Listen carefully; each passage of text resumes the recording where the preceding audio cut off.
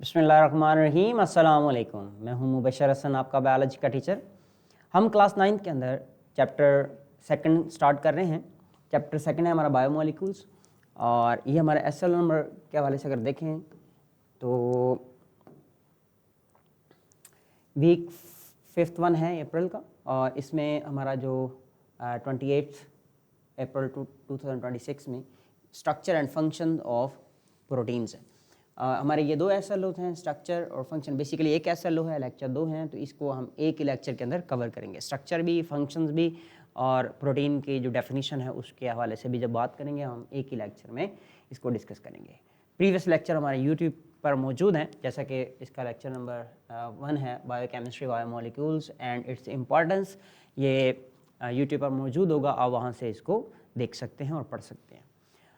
Book की तरफ आएँ तो बुक में देखें, ये चैप्टर सेकंड है, मॉलिक्यूलर बायोलॉजी, बायोकेमिस्ट्री, बायोमोलिक्यूल्स। ठीक हो गया, मॉलिक्यूलर बायोलॉजी। तो इसमें देखें लेक्चर नंबर 1 यानी कि जो एसएलओ नंबर 1 है, डिफाइंड बायोकेमिस्ट्री है, ये यूट्यूब पर मौजूद होगा। और इसी तरह इसका जो एसएलओ नंबर 2 1 और 2 यूट्यूब पर आपको वीडियो में मिलेंगे। और नंबर 3 जो एसएलओ है वो हमारा क्या है, structure and function and sources of protein. इसको एक लेक्चर के अंदर हम कवर करेंगे, जो हमारा एसएलओ नंबर 3 है। अब चलें हम अपनी बुक की तरफ। तो बुक में हमें यहाँ पर वाज़े हमारा ये टॉपिक है प्रोटीन। बुक में ये वाला कहाँ पर है, पेज नंबर 79 पर आपको मिलेगा। और 6.3 है प्रोटीन्स। तो प्रोटीन्स के हवाले से हमने बात करनी है। तो सबसे पहले हम इसकी डेफिनेशन की तरफ आते हैं।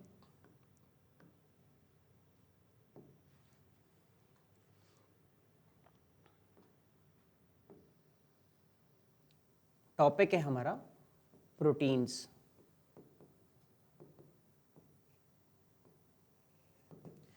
तो सबसे पहले हम इसको डिफाइन करेंगे।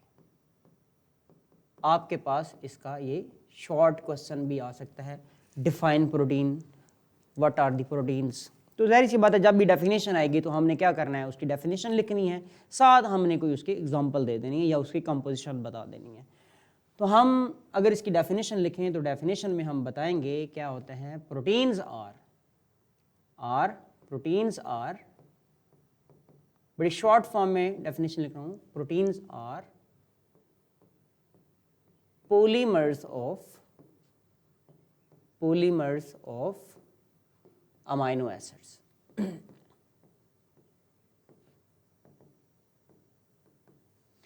ये एक शॉर्ट फॉर्म में डेफिनेशन लिखी है। तो इसके साथ हम और भी इसको अगर एक्सटेंड करना चाहें तो हम ये बता सकते हैं, प्रोटीन्स जो हैं ये क्या होते हैं, स्ट्रक्चरल, यानी कि बहुत सारे हमारी बॉडी के स्ट्रक्चर भी बनाते हैं, स्ट्रक्चर एंड फंक्शन भी बनाते हैं हमारी बॉडी में। मल्टीपल जो है वो सिस्टम के वाले, structure and function of many organs, और you can say organ system, यानी कि बहुत सारे ऑर्गन एंड ऑर्गन सिस्टम के स्ट्रक्चर में भी इन्वॉल्व होते हैं। मैं सिंपल सी एग्जांपल देता हूँ, जैसे कि हमारी बॉडी के मसल्स हैं, हमारी बोन्स हैं।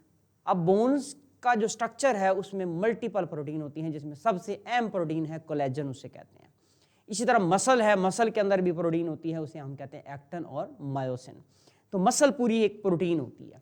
तो ये स्ट्रक्चर भी बनाते हैं। फिर फंक्शन के हवाले से देखें मसल्स ने क्या करना है, कंट्रैक्शन करनी है। तो जो कंट्रैक्शन और रिलैक्सेशन होती है मसल्स की, देन मसल्स ने मूव करना होता है, जैसे हमारी बोन्स मूव करती हैं, वो किस वजह से होता है, वो प्रोटीन की वजह से होता है। तो ये इसकी शॉर्ट फॉर्म में हमने इसकी डेफिनेशन डिस्कस की है। अब आगे चलते हैं, अगर हम इसकी कंपोजिशन की तरफ आए तो कंपोजिशन हम लिखते हैं कि इसकी कंपोजिशन क्या है। अगर प्रोटीन को देखा जाए तो इसमें मल्टीपल बायो एलिमेंट्स होते हैं, मल्टीपल बायो एलिमेंट्स। याद रखिएगा बायो एलिमेंट्स क्या है, ये प्रीवियस लेक्चर के अंदर डिस्कस हुआ है। बायो का मतलब लाइफ, एलिमेंट का मतलब एलिमेंट्स, यानी कि ऐसे एलिमेंट जो कि लिविंग ऑर्गेनिज्म में पाए जाते हैं उनको हम क्या बोलते हैं, बायो एलिमेंट्स कहते हैं। बायो एलिमेंट्स, बायो लाइफ से, एलिमेंट से। बायो एलिमेंट्स ऐसे एलिमेंट्स जो कि हमारे लिविंग ऑर्गेनिज्म में पाए जाते हैं, हम उनको क्या बोलते हैं, बायो एलिमेंट्स कहते हैं। तो इसकी अगर एग्जांपल की तरफ आएँ तो हम देखते हैं जी क्या क्या एग्जांपल्स इसकी मौजूद हैं। नंबर फर्स्ट पे देखिएगा, देखें इसमें देखें कार्बन है, हाइड्रोजन है, ऑक्सीजन है, ये इसके प्राइमरी आ जाते हैं। नेक्स्ट नाइट्रोजन हो सकती है, नेक्स्ट हम देखें सल्फर हो सकती है, हमारी बुक में लिखा हुआ है कि फॉस्फोरस भी हो सकता है। उसके अलावा याद रखिएगा आयरन भी हो सकता है। ठीक हो गया। तो ये बायो एलिमेंट्स हैं जो कि प्रोटीन में पाए जाते हैं, carbon, hydrogen, oxygen, nitrogen, sulphur और उसके बाद फॉस्फोरस एंड देन आयरन भी मौजूद होता है। ये सारे वो कंपोनेंट्स हैं, यानी कि बेसिकली बायो एलिमेंट्स हैं जो कि इसकी कंपोजिशन का हिस्सा होते हैं। अच्छा, इसके बाद हमने देखना है कि आपने कहा proteins are polymers of amino acids. Polymers क्या होते हैं? पॉलीमर्स वो होते हैं जो कि छोटे यूनिट से मिलकर बनते हैं, यानी कि उनके बिल्डिंग ब्लॉक होते हैं। तो प्रोटीन के जो बिल्डिंग ब्लॉक हैं वो क्या है? अमीनो एसिड्स हैं। चलते हैं जी, अमीनो एसिड्स के हवाले से हम बात करते हैं।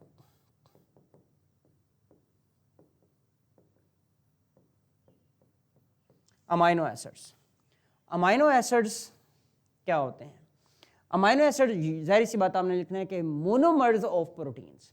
तो मैं यहां पर इसकी डेफिनेशन मेंशन करता हूं, मोनोमर्स ऑफ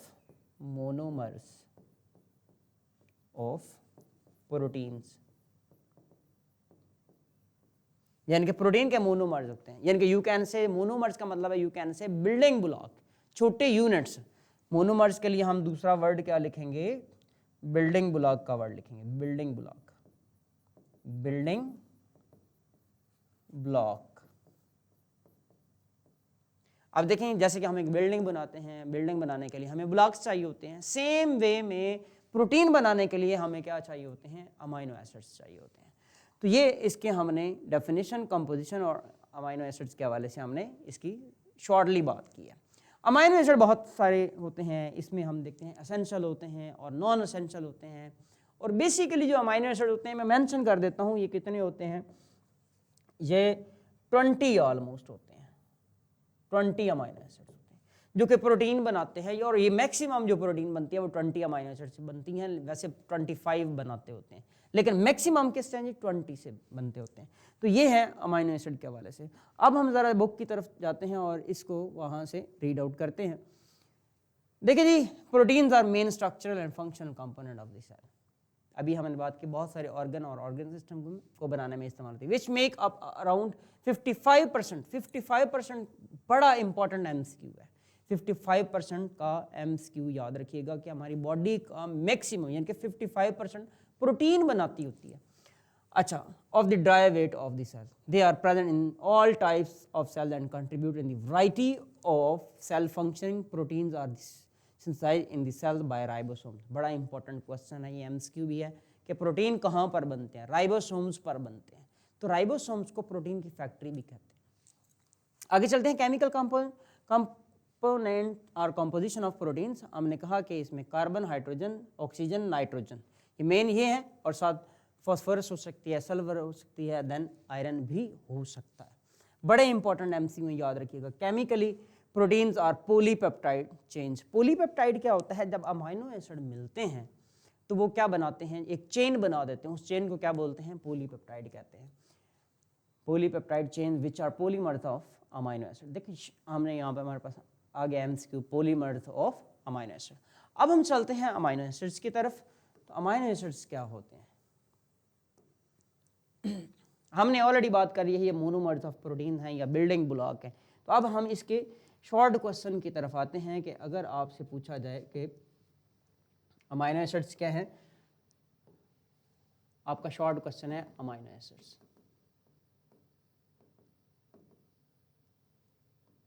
हमने ऑलरेडी बात कर लिया कि अमीनो एसिड क्या है, ये मोनोमर्स और बिल्डिंग ब्लॉक ऑफ प्रोटीन है। तो आगे चलते हैं तो देखते हैं क्या जी इसका जनरल फार्मूला होता है। जनरल फार्मूला, हमने इसका जनरल फार्मूला देखना है। प्रोटीन का जनरल फार्मूला क्या होता है? अब याद रखिएगा, यहां पर कार्बन है, इसके एक साइड पे कार्बोक्सिलिक ग्रुप है एंड दूसरी साइड पे इसके अमाइनो ग्रुप है, एक इसके पास यहाँ पे अल्काइल है और एक इसके पास यहाँ पे हाइड्रोजन है। ये जनरल फार्मूला है। अब इसको अगर हम मेंशन करें तो ये क्या क्या है, ये वाला जो ग्रुप है इसे कहते हैं कार्बोक्सिलिक ग्रुप, कार्बोक्सिलिक ग्रुप। यहां पर इसके लिए हम बात कर सकते हैं, ये जो है इसको हम कहते हैं अल्काइल। अल्काइल याद रखिएगा, ये R जो है ये हाइड्रोजन भी हो सकता है, R जो है ये अल्काइल भी हो सकता है। अच्छा एक बात याद रखिएगा, सिर्फ एक अमाइनो एसिड है जिसके लिए हाइड्रोजन होता है, बाकी सब के लिए तो फिर अल्काइल आ जाएगा। और यहां पर अगर हम इसकी बात करें तो ये क्या है, ये अमाइनो ग्रुप है, ये अमाइनो ग्रुप है। यहां पर ये क्या आ गया, हाइड्रोजन आ गया। आपने देखा अल्काइल ग्रुप हो गया या फिर अमाइनो ग्रुप हो गया, कार्बोक्सिलिक ग्रुप हो गया, हाइड्रोजन है एंड अल्काइल ग्रुप है। तो एक कार्बन के साथ ये अटैच है। यहाँ पर अगर गौर किया जाए तो ये एक कार्बन हमें नजर आ रही है, यहाँ पर दिस वन। इस कार्बन को हम क्या कहते हैं, इसको हम अल्फा कार्बन कहते हैं, अल्फा कार्बन। इसे अल्फा कार्बन क्यों कह रहे हैं, क्योंकि आपने देखा है कि सारे फंक्शनल ग्रुप इसके साथ अटैच है। ये भी फंक्शनल ग्रुप है, ये भी फंक्शनल ग्रुप है, ये भी फंक्शनल ग्रुप है, और हाइड्रोजन भी इटसेल्फ एक फंक्शनल ग्रुप यहाँ पर हम कंसिडर कर रहे हैं। तो ये एक जनरल फार्मूला आ गया, इसको कहते हैं, ये है अमाइनो एसिड। अगर आपके पास शॉर्ट क्वेश्चन आ जाता है, शॉर्ट क्वेश्चन में क्या आ गया जी, आपसे पूछा गया what is amino acid, what are the amino acids, तो सबसे पहले आप उसको डिफाइन करेंगे। डिफाइन करने के बाद आप उसका ये फार्मूला बनाएंगे, जनरल फार्मूला। जनरल फार्मूला बनाने के बाद आप इसको लेबल कर देंगे कौन सा कंपोनेंट क्या है। तो इस तरह से आपका अमाइनो एसिड यहाँ पे कंप्लीट हो जाता है, ये आपका क्वेश्चन भी कंप्लीट हो जाएगा। आगे चलते हैं जी नेक्स्ट। अब हम चलेंगे प्रोटीन के स्ट्रक्चर्स की तरफ।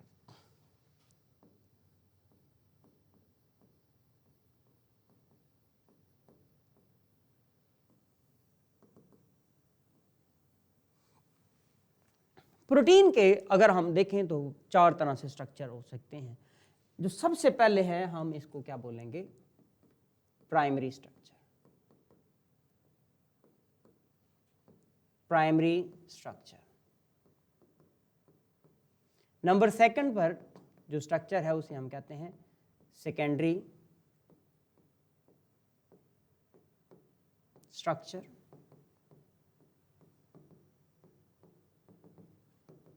नंबर थर्ड पे जो हम कहते हैं वो है टर्शरी स्ट्रक्चर।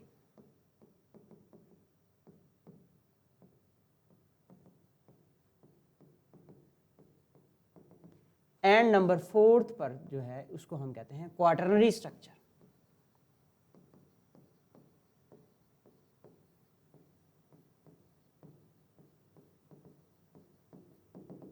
ये चार स्ट्रक्चर है प्रोटीन की। जो स्ट्रक्चरल अरेंजमेंट है उसमें चार तरह के स्ट्रक्चर आते हैं। एक है प्राइमरी स्ट्रक्चर, एक है सेकेंडरी स्ट्रक्चर, फिर है टर्शरी स्ट्रक्चर, फिर है क्वाटरनरी स्ट्रक्चर।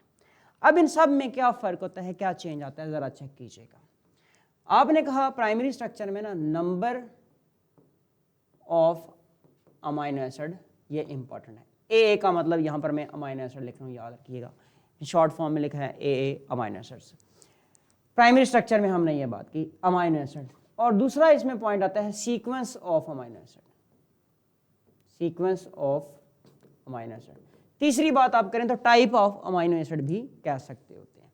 तो इसमें क्या है, सपोज करें एक अमाइनो एसिड है यहाँ पर, ये दूसरे से लिंक, ये नेक्स्ट से लिंक है, इस तरह से ये अमाइनो एसिड एक दूसरे के साथ आपस में लिंक्ड हो रहे हैं। ये प्राइमरी स्ट्रक्चर है, यानी कि एक अमाइनो एसिड दूसरे अमाइनो एसिड से जुड़ा होता है। जिस बॉन्ड से ये लिंक्ड होते हैं उसको हम कहते हैं पेप्टाइड बॉन्ड। पेप्टाइड बॉन्ड यानी कि एक अमाइनो एसिड दूसरे अमाइनो एसिड के साथ लिंक हुआ है, किससे, पेप्टाइड बॉन्ड से।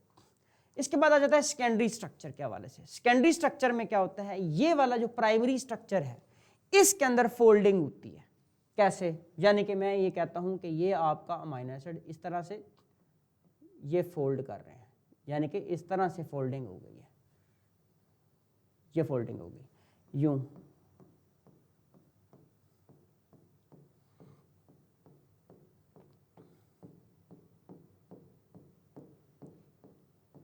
ठीक हो गया, ये फोल्डिंग हो गई। इस फोल्डिंग को देखें तो यहाँ पर क्या है, यानी कि हाइड्रोजन बॉन्ड की वजह से हाइड्रोजन बॉन्ड ने क्या किया, इसको फोल्ड कर दिया, यानी कि आप यहाँ पे मेंशन करेंगे क्या हुआ है जी, फोल्डिंग हो गई। फोल्डिंग, कॉइलिंग भी कह सकते हैं, फोल्डिंग भी कह सकते हैं। तो ये किस में होता है, ये सेकेंडरी स्ट्रक्चर में होता है। प्राइमरी स्ट्रक्चर होता है सबसे, जब पहले प्रोटीन बनती है तो वो प्राइमरी स्ट्रक्चर में नहीं रहती, उसने चेंज होना है और किस में जाना होता है, सेकेंडरी स्ट्रक्चर के अंदर जाना होता है। अब आगे चलें तो टर्शियरी स्ट्रक्चर है। टर्शियरी स्ट्रक्चर क्या होता है, हमने जो देखा है कि ये एक सेकेंडरी स्ट्रक्चर बन गया। अब इसमें कॉइलिंग पर कॉइलिंग होती है, फोल्डिंग पर फोल्डिंग होती है और एक ग्लोब बन जाता है। जैसा कि अब यहाँ पर देखिएगा, यानी कि ये हमारे पास एक प्रोटीन का स्ट्रक्चर था, अब ये क्या कर रहा है, फोल्डिंग अपॉन फोल्डिंग हो रही है। मैं शॉर्ट फॉर्म में इसको बता रहा हूँ, फोल्डिंग पर फोल्डिंग हो रही है, ठीक है। और ये फोल्डिंग किस पे हो रही, किस वजह से हो रही है, ये भी मुख्तलिफ बॉन्ड की वजह से। मैं एक लिख रहा हूँ, hydrogen bond and other bonds. अब ये क्या हो गया, एक ग्लोब बन गया। अब यहाँ तक अगर ये स्ट्रक्चर स्टार्ट हो गया टर्शियरी, तो अब प्रोटीन जो है वो ग्लोबुलर प्रोटीन बन जाती होती है। तो ये भी मल्टीपल बॉन्ड की वजह से होता है। क्वाटरनरी स्ट्रक्चर जो होते हैं ये रेयर होते हैं, लेकिन होते हैं। क्वाटरनरी स्ट्रक्चर में ये होता है कि जब पॉलीपेप्टाइड ज़्यादा होती हैं और वो टर्शियरी स्ट्रक्चर तक हैं, तो वो क्या बना देती होती हैं, आपस में मिल के क्वाटरनरी स्ट्रक्चर बनाते हैं। जैसा कि ज़रा गौर कीजिएगा, यानी कि एक ये पॉलीपेप्टाइड थी, फिर ये दूसरी पॉलीपेप्टाइड थी जो कि टर्शियरी स्ट्रक्चर वाली थी, ये आपस में लिंक्ड हो जाती, मुख्तलिफ बॉन्ड से आपस में लिंक्ड होती हैं। कौन से बॉन्ड होते हैं, मैं एक बता देता हूँ, जैसा कि मज़ीद हाइड्रोजन बॉन्ड हो सकते हैं and many more other bonds भी हो सकते हैं। तो मल्टीपल बॉन्ड से ये आपस में लिंक्ड हो जाते हैं। तो इस तरह से ये स्ट्रक्चर ऑफ प्रोटीन का आपके पास एक शॉर्ट क्वेश्चन भी हो सकता है, इसी तरह ये लॉन्ग क्वेश्चन भी बन सकता है। तो ये हमने स्ट्रक्चर के हवाले से बात की। आगे हम चलेंगे किसकी जानब, functions of protein.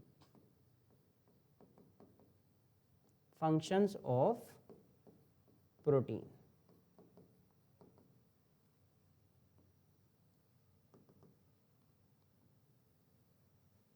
Function of protein. तो फंक्शन ऑफ प्रोटीन कैसे होता है, क्या मतलब है इसका।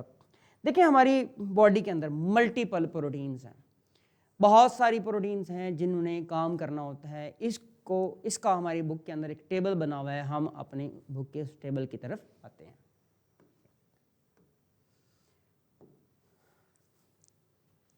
यहाँ पे ये अमाइनो एसिड का स्ट्रक्चर आ जाता है, और यहाँ पर अगर आप गौर करें तो ये सारे स्ट्रक्चर्स किसके आ जाते हैं, ये प्रोटीन के स्ट्रक्चर है। ये प्राइमरी स्ट्रक्चर है, यहाँ पे फिर आगे सेकेंडरी स्ट्रक्चर आ जाता है, देन ये आपके पास टर्शियरी स्ट्रक्चर है, देन टर्शियरी स्ट्रक्चर आपस में मिलते हैं तो ये बन जाते हैं क्वाटरनरी स्ट्रक्चर। तो ये सारे स्ट्रक्चर हमारे पास मौजूद हैं। किस वजह से, हमने ऑलरेडी बता दिया है कि ये किस वजह से होते हैं। अच्छा अब देखें ज़रा नंबर फर्स्ट पे आप देखिएगा,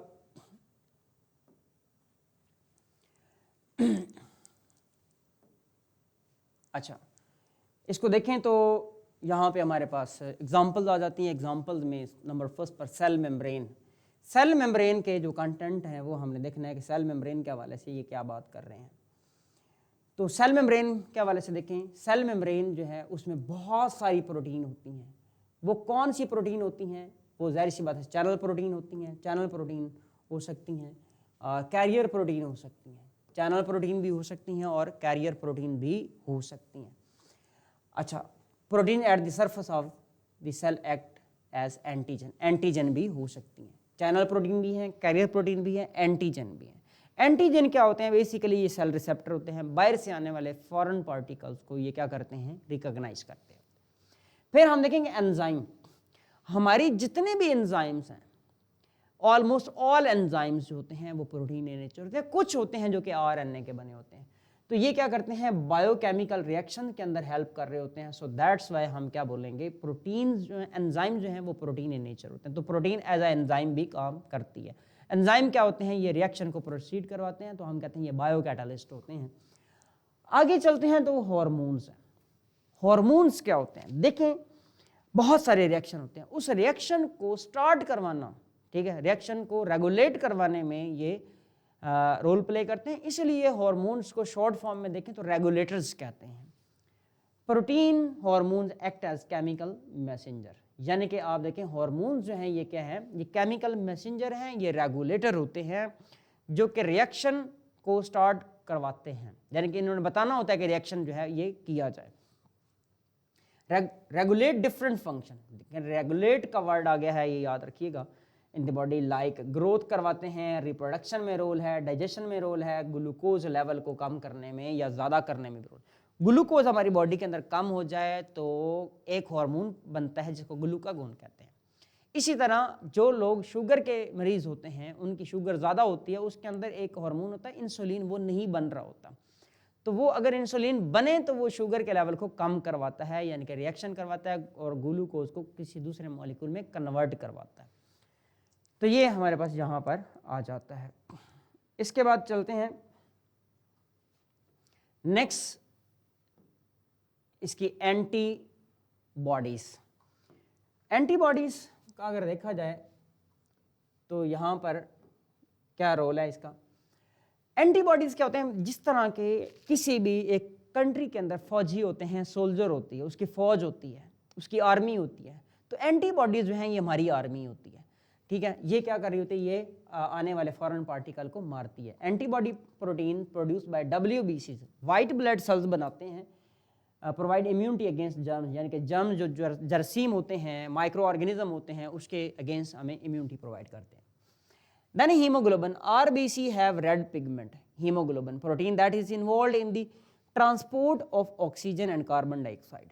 हीमोग्लोबिन जो होती है ये ब्लड के अंदर मौजूद रेड ब्लड सेल में मौजूद होती है और इसका काम होता है ऑक्सीजन और कार्बन डाइऑक्साइड को ट्रांसपोर्ट करना होता है, क्योंकि हमारे हर एक टिश्यू को ऑक्सीजन की जरूरत होती है और हर टिश्यू सेल जो होता है वो कार्बन डाइऑक्साइड बना रहा होता है, वहाँ से कार्बन डाइऑक्साइड को उठाया जाता है और बॉडी से बाहर रिलीज किया जाता है। देन एक प्रोटीन है जिसका नाम है फाइब्रिनोजन। आप देखें बाज़ का जब हमें कट लगता है तो ब्लड निकलना शुरू हो जाता है, जिससे हम ब्लीडिंग कहते हैं। अब जाहिर सी बात है ब्लड रिमूव होता रहेगा, निकलता रहेगा, ब्लीडिंग होती रहेगी, तो शख्स जो है वो बीमार हो जाएगा और उसकी डेथ हो सकती है। तो हमें उस ब्लीडिंग को रोकना होता है। तो हमारी बॉडी क्या करती है, उसके पास एक प्रोटीन होती है जिसको कहते हैं फाइब्रिनोजन। फाइब्रिनोजन कन्वर्ट हो जाती है एक प्रोटीन में जिसको कहते हैं फिब्रिन, तो ब्लड क्लॉट बना देती है और जिसकी वजह से ब्लीडिंग जो है वो रुक जाती है। Blood plasma contain a blood clotting protein to stop bleeding. क्या होती है, ब्लड क्लॉटिंग प्रोटीन होती है जो क्या करती हैं, ब्लीडिंग को स्टॉप करती है। कहाँ पे, जहाँ पे इंजरीज होती हैं या डैमेज होता है। आगे चलते हैं। अभी हम मसल्स की बात कर रहे थे। मसल्स के अंदर जो प्रोटीन थी हमने कहा एक्टिन और मायोसिन होती है। एक्टिन और myosin, these protein are present in the muscles, ये मसल में मौजूद होती हैं। These are involved in the contraction and relaxation of the muscles during movement. फिर है collagen, that is very important protein. Collagen हमारी बॉडी के अंदर सबसे ज़्यादा प्रोटीन पाई जाती है जो बोन्स के अंदर होती है basically. It is a major component in the structure of skin, bones, cartilage, muscles, tendons, ligaments. यानी कि स्किन, बोन्स, कार्टिलेज। कार्टिलेज क्या होता है, जो कुरकुरी हड्डी होती है हमारी बॉडी के अंदर, उसको हम कार्टिलेज कहते हैं। एंड देन मसल्स के अंदर टेंडन्स क्या होते हैं, जब मसल जो है वो बोन के साथ अटैच होता है, वहाँ पर जो टिश्यू होता है उस टिश्यू को हम क्या बोलते हैं, टेंडन कहते हैं। देन आ जाता है लिगामेंट्स। जाहिर सी बात है जो हमारी बोन्स होती हैं वो एक दूसरे के साथ ज्वाइन होती हैं, तो वो बोन और बोन को आपस में ज्वाइन करने के लिए जो टिश्यू होता है उसको लिगामेंट कहते हैं। It provides support and strength, that is very important MCQ। आगे चलते हैं। एक प्रोटीन है जिसको हम कहते हैं केराटिन। केराटिन में it is the component of the hair. Keratin किसका, जो बालों का कलर होता है हेयर, वो भी इसी वजह से हो सकता है, यानी कि केराटिन की वजह से। नेल, हमारे नाखून जो होते हैं, इसमें हो सकती है, स्किन में हो सकती है। उसके अलावा फैदर्स, जो परिंदों के पंख होते हैं उनके अंदर भी ये मौजूद होती है। उसके अलावा देखें हॉर्न्स, जो जानवरों के सींग होते हैं उनके अंदर जो प्रोटीन पाई जाती है वो भी केराटिन होती है। उसके बाद बीक्स के अंदर होती है और इसका काम क्या होता है, ये हार्ड भी करती है और प्रोटेक्टिव भी होती है। Histone, it is attached to DNA to form chromosome. Histone क्या होती है, किसमें, यानी कि DNA का नाम सुना है, बायोमोलिकुलर। DNA और हिस्टोन आपस में मिल के क्या बनाते हैं, क्रोमोसोम बनाते हैं। और क्रोमोसोम आपको पता है ह्यूमन के अंदर देखा जाए तो 46 होते हैं। तो ये यहाँ पे इसके फंक्शन जो है वो कंप्लीट होते हैं। अभी हमने देखना है कि जो प्रोटीन्स हैं वो उसके सोर्सेज क्या हैं। बड़ा इंपॉर्टेंट ये शॉर्ट क्वेश्चन है, याद रखिएगा। सोर्सेज ऑफ प्रोटीन, प्रोटीन के कौन कौन से सोर्सेज होते हैं ये हमने यहाँ पर देखना है। तो ज़रा गौर कीजिएगा। आपने बचपन से सुना है प्रोटीन कहाँ पाए जाते हैं। गोश्त के हवाले से आपने देखा कि मीट जो होती है वो प्रोटीन होती है, दालों के अंदर प्रोटीन पाई। ये दो इंपॉर्टेंट चीज़ें तो हमें बचपन से पता होती हैं कि जो दालें होती हैं इनमें प्रोटीन पाई जाती है, और जो गोश्त होता है, तो गोश्त आप देखिए एनिमल से मिलता है और दालें जो हैं वो प्लांट से मिलती हैं। इसके अलावा याद रखिएगा क्या होता है साथ, फंजाई, प्लांट्स एंड एनिमल्स, तीनों के अंदर पाए जाते हैं। Plant seeds are most common sources of protein like beans, lentils, peas, nuts. Animal produce, यहाँ पर आपके पास ये plants के हवाले से 4 sources बताए गए हैं। Animal products are sources high protein content. Milk के अंदर प्रोटीन होती है। Beef यानी कि ये जो गोश्त हम खा रहे हैं, बेसिकली मटन यानी कि बीफ होता है गाय का या फिर भैंस का जो गोश्त होता है। मटन जो आप जो खाते हैं, बेसिकली गोट का जो मीट होता है उसको आप बोल रहे होते हैं। एंड एग के अंदर है fish, sea food, some proteins are obtain from mushroom. Mushroom क्या होती हैं, फंजाई होती हैं, तो उनमें भी ये पाया जाता है।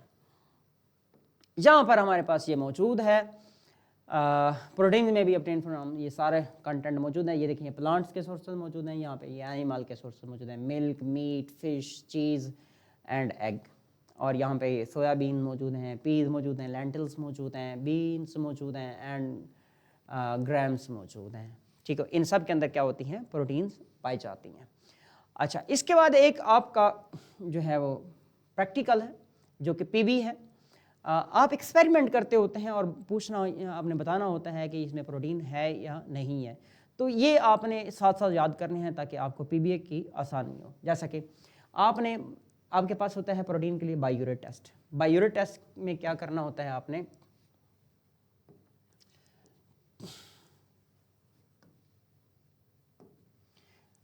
टू मिलीलीटर जो है वो क्या लेना होता है, टेस्ट सोल्यूशन। टेस्ट सोल्यूशन का मतलब है जिसको हम सोल्यूशन कर रहे होते हैं, हो सकता है उसमें प्रोटीन हो सकता है कार्बोहाइड्रेट हो। आपने 2 ml वो लेना होता है बायोरेट टेस्ट में के हवाले से। ये टेस्ट जो है ये बायोरेट टेस्ट है, biuret test. 2 millilitre of test solution लेना है, प्रोटीन सोल्यूशन होगा basically, and 2 millilitre of concentrated solution of sodium hydroxide का लेना है, and 2 to 3 drops of 1% copper sulphate solution लेना है, एंड देन उसको शेक करना है। जब शेक करेंगे तो अगर उसका कलर पिंक हो जाता है या वायलेट हो जाता है तो इसका मतलब वहाँ पे प्रोटीन मौजूद है। आपने एक्सपेरिमेंट याद रखना है, प्रोसेस याद रखना है, उसके बाद ऑब्जर्वेशन याद रखनी है, और उसके बाद आपने इंटरफेरेंस याद रखनी है, यानी कि आपको कंक्लूजन देना होता है। तो ये इस तरह से आपका एक पीबीए भी हमने साथ पढ़ लिया है। तो इस चैप्टर के अंदर 4 से 5 पीबी आएंगे, वो साथ साथ हम इंशाल्लाह उसको डिस्कस कर लेंगे। तो आज का लेक्चर आपका कंप्लीट होता है, जो कि प्रोटीन के स्ट्रक्चर एंड फंक्शन और डेफिनेशन, और एक पीबीए भी हमने इसमें डिस्कस किया है। तो आपने अच्छी तरह इसको याद करना है। इसमें शॉर्ट क्वेश्चन, एमसीक्यूज और लॉन्ग क्वेश्चन मौजूद हैं। आपने हमारे चैनल को सब्सक्राइब करना है, अपने फ्रेंड्स से शेयर करना है, वीडियो को लाइक करना है, कमेंट्स देने हैं। आज के लिए इजाज़त दें, अल्लाह हाफिज़।